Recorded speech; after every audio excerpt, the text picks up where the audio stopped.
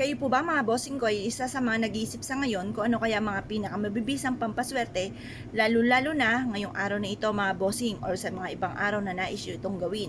Proven po ito mga bossing. Ito po mga bossing ko isa rin sa mga paborito ko na pampaswerte. Di ba nagluluto rin naman tayo ng munggo mga bossing. Masasabi ko lamang mas mainam kung mag stack na kayo ng ganito at nakalagay sa bote, tapos parang pan-display nyo lang mga bossing ko sa kusina ninyo. Pero sambaga, iluluto nyo rin po ito kapag po biyernes, di ba biyernes tayo lagi nagluluto nito. Ngayon po mga bossing, ang munggo ay bilog, inihalin tulad ito sa barya.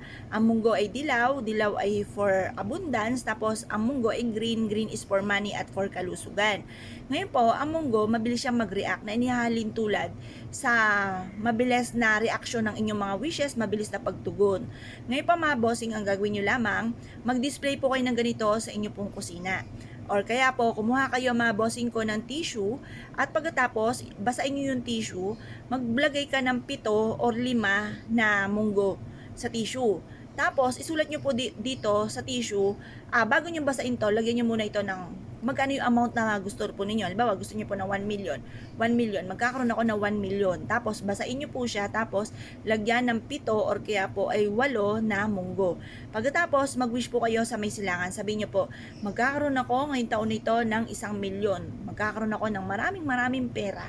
Ganun po mga bossing, bukod sa sipag at syaga, double time sa pagkayod, ngayong taon na ito, ako ay yayaman. Ganun po ang inyo pong pag-wish, direct to the point, at naniniwala ka sa inyo pong puso't isipan na magkakatotoo lahat ang inyo pong mga kahilingan mga bossing. Positive ka lamang, kiniklaim ko na ang swerte, tapos tupiin nyo po ito pong ating pong tissue na basa na meron pong wishes at meron pong munggo.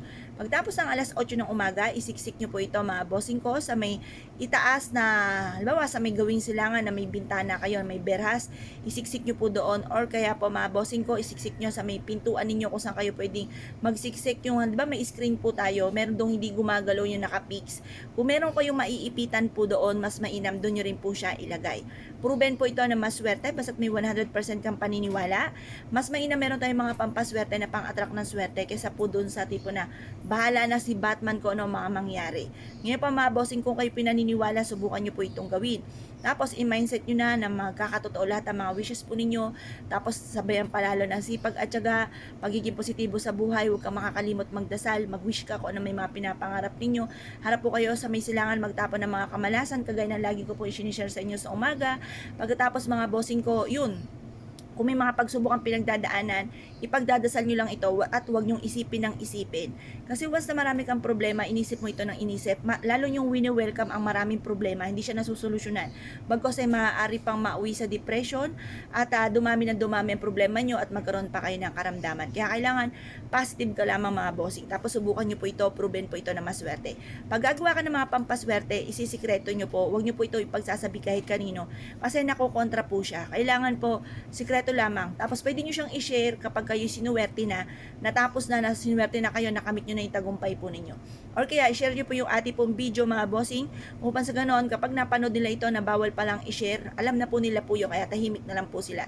Tapos gawin nyo na po ito kung ano po yung sinasabi ng inyong kalooban, lumarga po kayo.